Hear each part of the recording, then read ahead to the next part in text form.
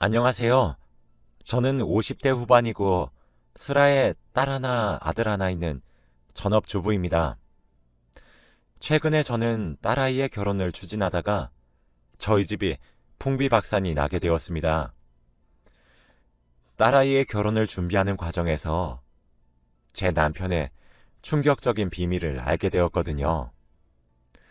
지금부터 그 비밀에 대해 한번 이야기를 해볼까 합니다. 저희 딸은 엄마인 제가 봐도 참 이기적인 면이 많은 아이예요. 어떻게 보면 철이 없고 어떻게 보면 순수한 아이죠. 나이가 들수록 남들은 철이 든다는데 아직도 철없는 소녀 같기만 합니다.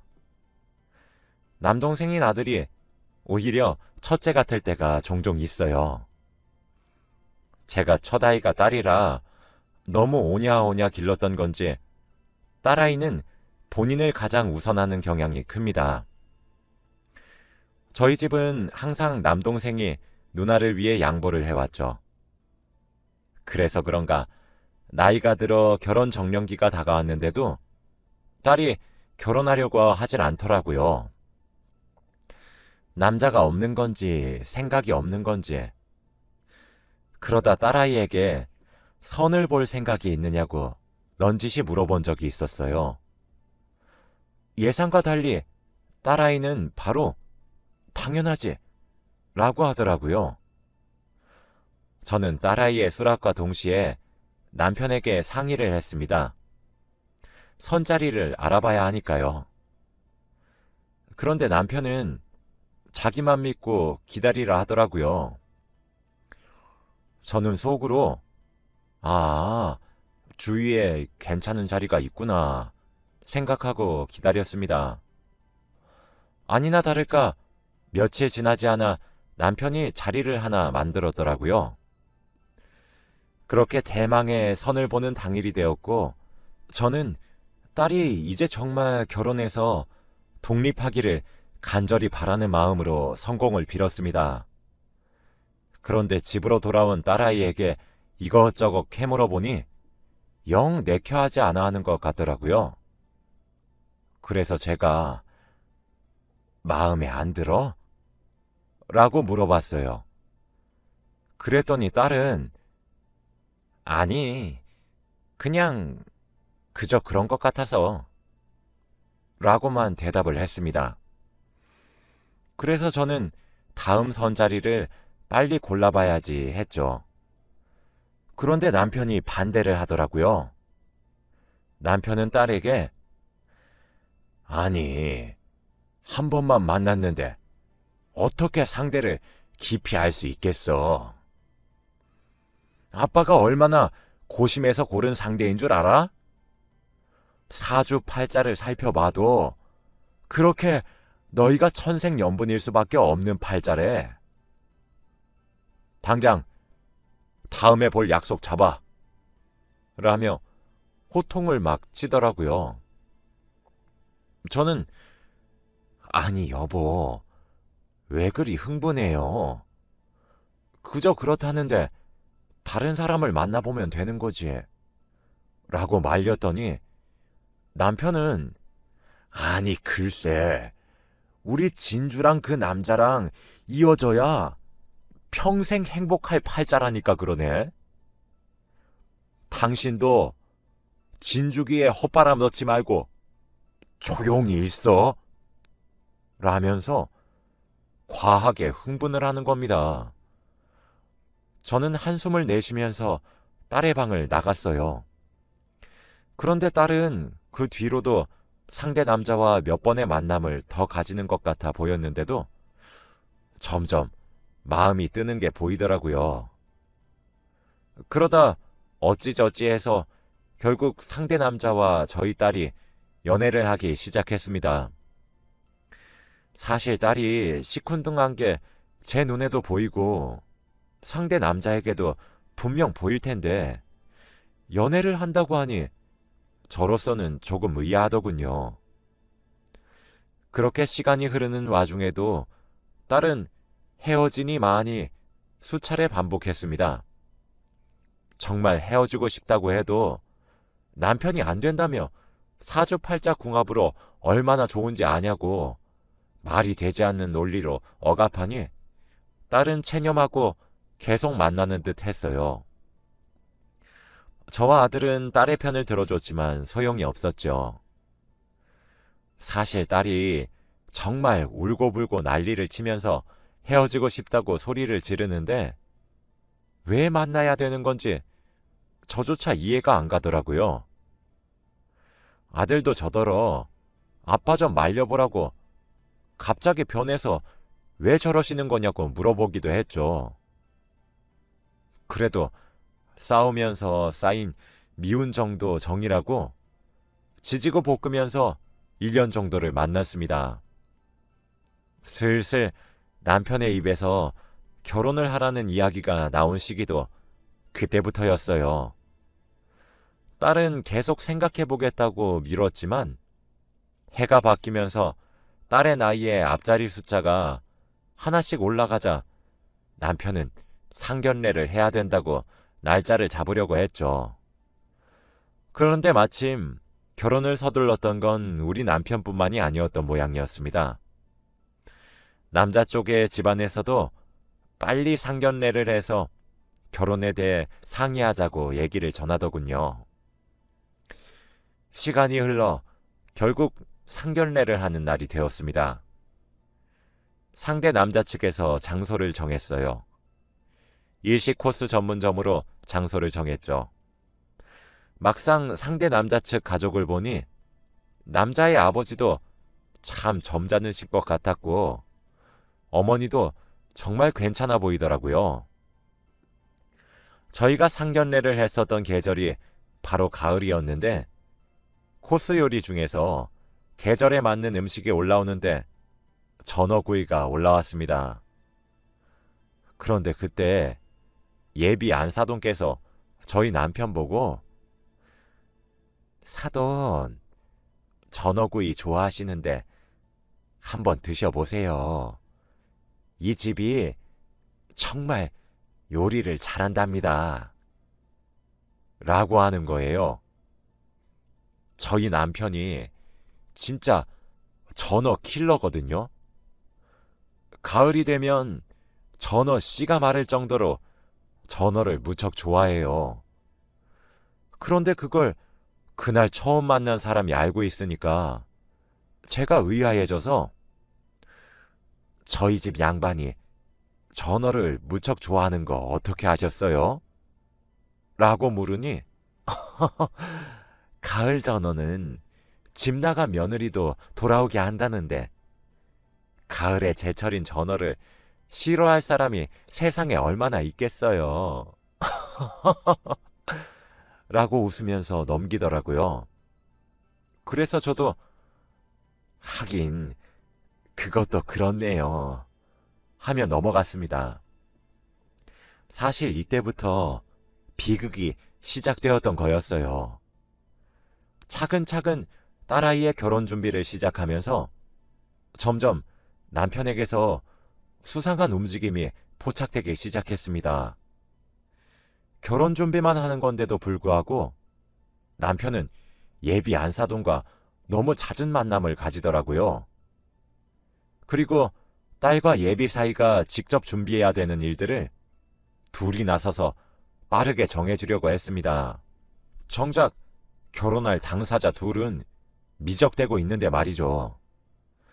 상견례 때 너무 성급히 결혼 준비를 하고 싶지 않다는 제 말에 동의하지 않은 사람도 그 자리에서 제 남편과 예비 안사돈 딱 둘뿐이었어요. 상대 집안에서도 예비 사위의 엄마만 결혼을 밀어붙이는 모양이더라고요.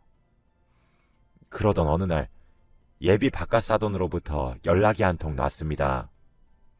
긴히 할 이야기가 있으니 남편에게 말하지 말고 나와줬으면 한다는 내용이었죠. 좀 꺼림칙하더라고요.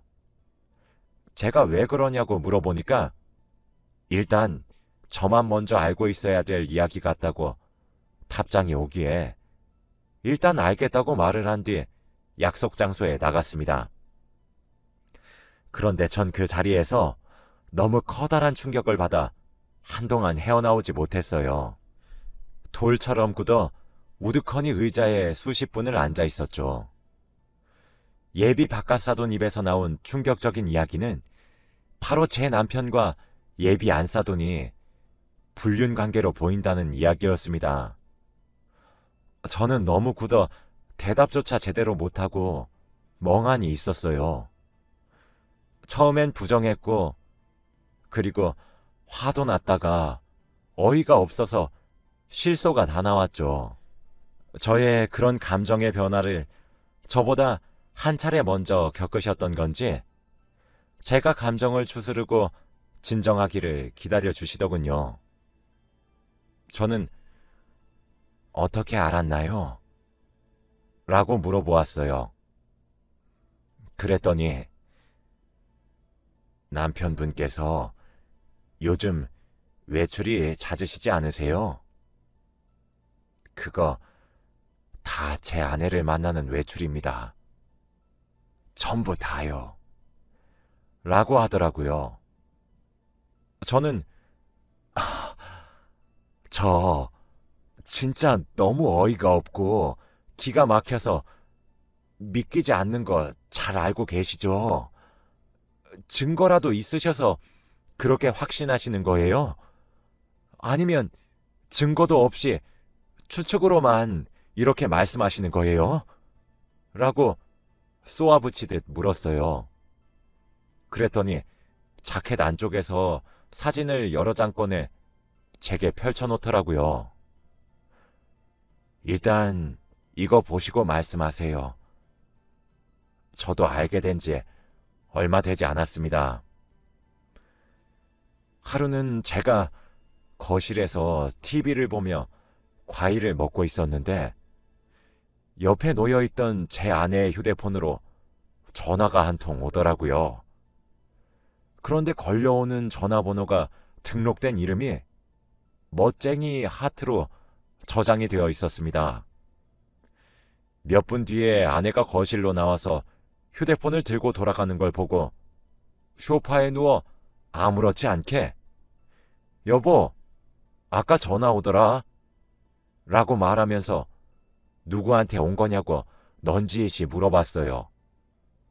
그런데 아내 입에서 나온 상대방이 바로 사돈댁 남편분이었습니다.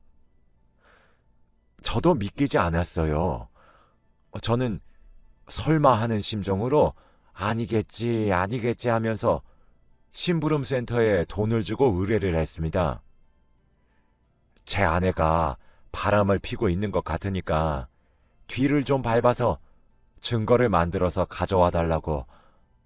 지금 제가 보여드린 이 모든 사진들은 고작 사흘 만에 다 찍혔어요. 제가 기간을 한 달로 잡아서 부탁을 했는데도 불구하고 고작 사흘 만에 수백 장을 찍어다 줬다 이 말입니다. 그럴 수밖에 없죠. 매일매일 눈만 떴다 하면 만나서 둘이 붙어 먹으니 많이 찍힐 수밖에요. 아직 제 아내도 제가 알고 있다는 사실을 모릅니다. 라고 하는데 정말 머리가 멍하더라고요. 너무 충격적이었죠. 어디서부터 어떻게 고쳐야 할지도 감이 안 잡혔어요. 근데 제 충격은 거기서 끝나지 않았습니다. 그리고 진짜 더 충격적인 사실이 뭔지 아십니까?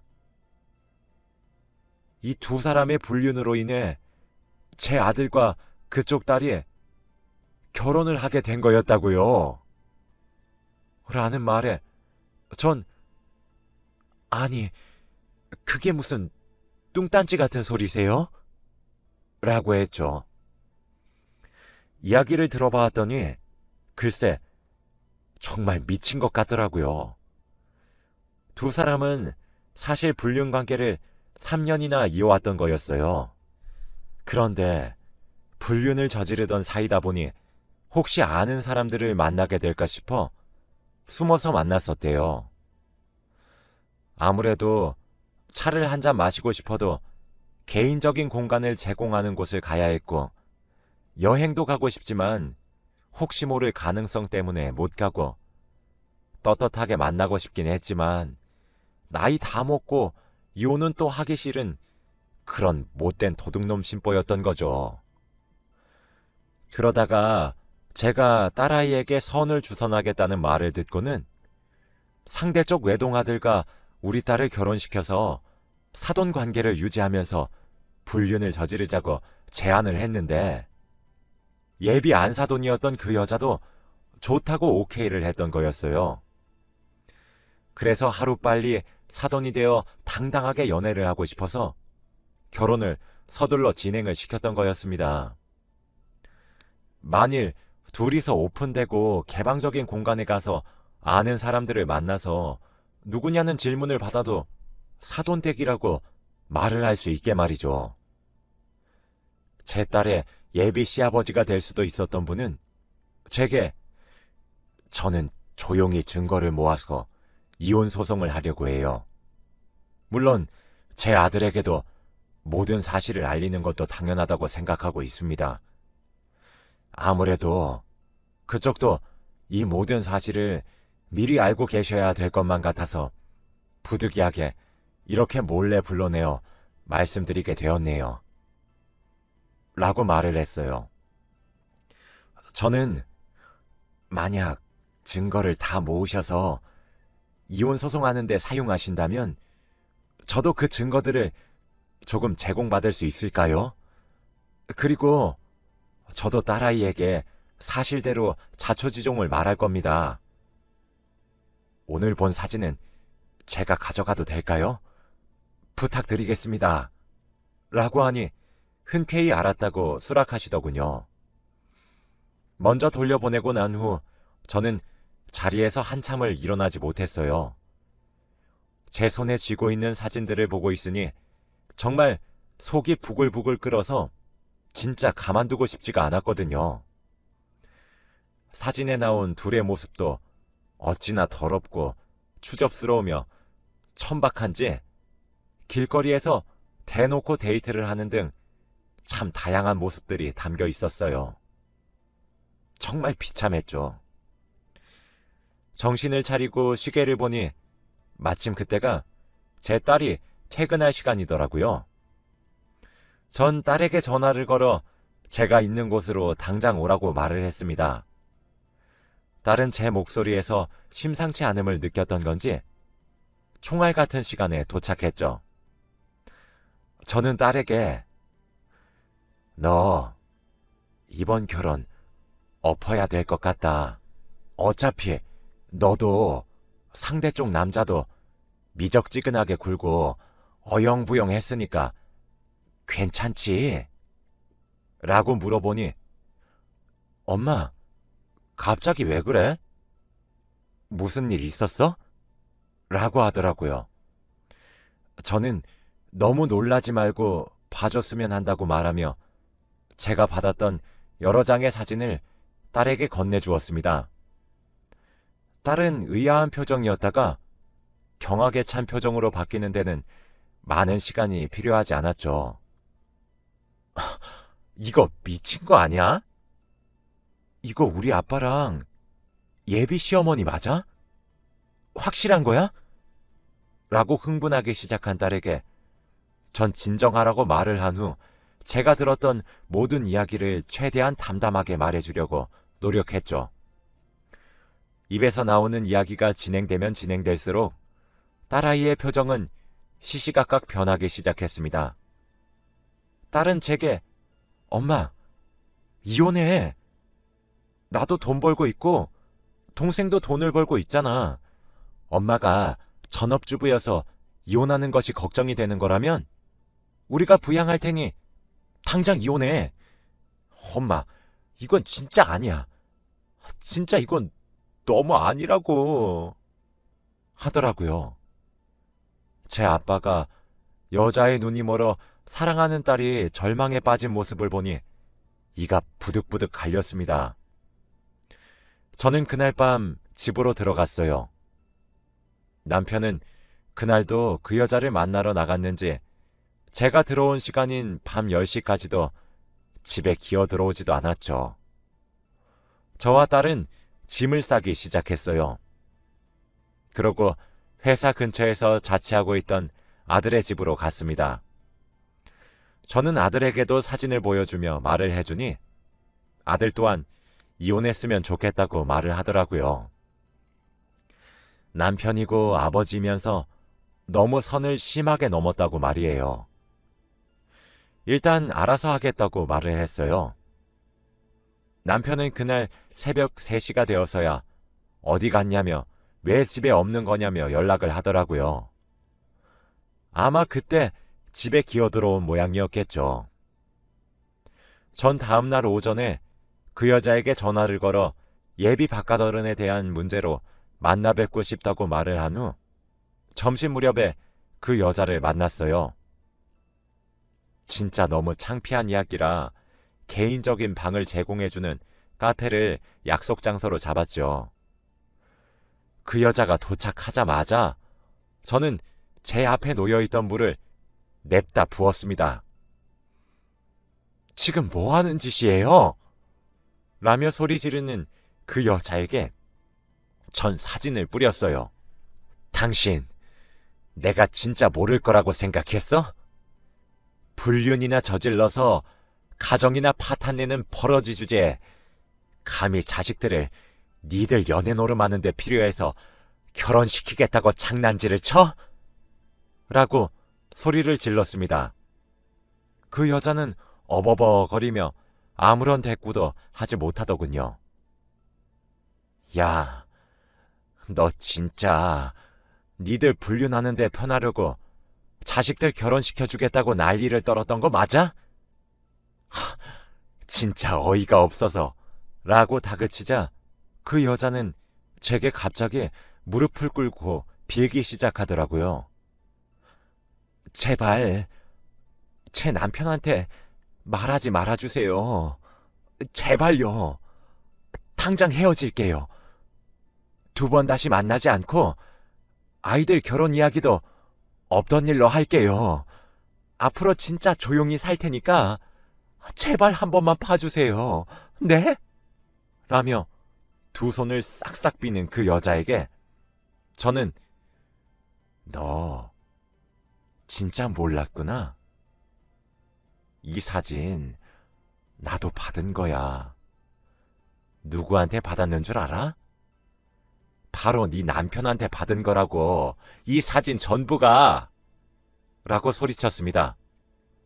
방에서는 저의 씩씩거리는 소리만 들렸죠. 전 그렇게 무릎을 꿇고 앉아있는 그 여자를 뒤로하고 나왔습니다. 그 후 저는 제공받은 증거 사진들과 문자 내역, 계좌 내역 등을 이용해 이혼 소송을 시작했어요. 그 오랜 시간 저를 속여왔던 건 정말 믿기 싫었지만 정말 방대하게 넘쳐나는 증거들을 보고 있자니 믿을 수밖에 없게 되더군요. 변호사님도 혀를 내두르며 아주 쉽고 빠르게 승소할 수 있다고 했습니다. 남편에게 이혼 소송과 그 여자에게 상간녀 소송을 동시에 걸었어요. 바로 몇 달 전 소송의 결과가 나왔어요. 당연하게도 제가 승소를 했고 유책 사유가 남편의 외도였던 점, 긴 시간 동안 가족들을 속이고 기만했던 점, 그리고 자신의 불륜에 이용하기 위해 결혼을 강요했던 점 등으로 수월하게 이혼 소송에 승리할 수 있었고, 긴 시간 동안의 외도와 30년이 넘는 결혼 생활을 유지한 점으로 저는 생각보다 많은 재산을 분할받을 수 있었어요. 남편은 잘못했다고 후회한다고 법정에서도 울부짖었으나 전 냉정하게 외면했습니다. 제 자식들도 남편과 연을 끊기로 했다더군요. 상간녀 소송에서도 쉽게 승소해서 위자료도 많이 받았어요. 그리고 제 이혼 소송과 상대 측 이혼 소송이 거의 동시에 진행이 되어서 그 둘은 한 번에 많은 것을 잃게 되었죠. 말년에 혼자 외롭게 살길 바라는 제 마음이 하늘에 닿았는지도 모르겠어요. 전 분할받은 재산과 위자료로 새로운 아파트를 구입해 지금 딸과 아들과 저 이렇게 셋이서 열심히 살고 있습니다. 제 예비 사위가 될 뻔했던 아이와도 좋게 인연을 끝맺었죠. 사실 지금도 배신당했던 충격이 채 가시지 않아 마음이 너무 아프고 힘이 들지만 엄마 마음을 풀어주려고 노력하는 자식들을 보고 있자니 다시 기운이 납니다. 만일 제 딸의 시아버지가 되었을지도 모르는 사람에게 진실을 듣지 않았다면 어떻게 일이 진행이 되었을지 모르겠어요. 아마 그쪽의 이혼 소송도 저와 별다르지 않았겠죠. 오늘도 스트레스로 살이 많이 빠진 딸의 모습을 보니 마음이 참 싱숭생숭해서 이렇게 글을 써봅니다. 여러분들의 가정에는 이런 일이 없이 평안한 일만 가득하시길 바라는 마음으로 글을 마쳐요. 읽어주셔서